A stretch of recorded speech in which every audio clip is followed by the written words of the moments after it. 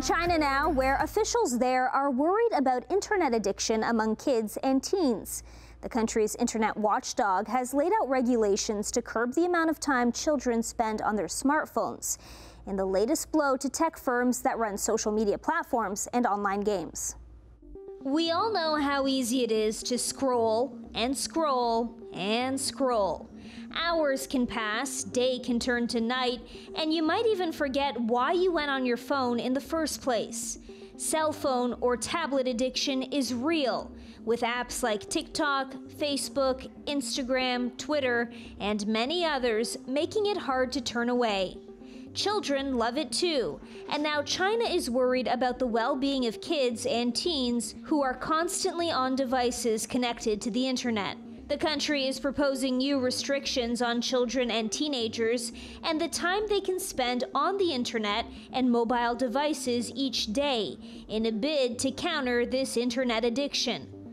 China's cyberspace regulator says it wants providers to introduce a so-called minor mode that would cut off users from accessing the internet or mobile devices from 10 p.m. to 6 a.m. The proposal also includes a limit on how much time those under the age of 18 will be allowed to go online each day. Those under the age of 8 would get 40 minutes a day. For those aged between 8 and 16, it would be an hour a day, and for those between 16 and 18, 2 hours a day. Once the limit is reached, the device will shut down. There are a number of exceptions, however, including emergency services and educational products, such as online classes and apps for physical and mental development. Parents can also choose to exempt apps for their children or opt out of time limits altogether. While parents might be happy about the restrictions, internet companies and their investors certainly are not. Shares in Chinese tech firms fell yesterday after news of the limits were announced.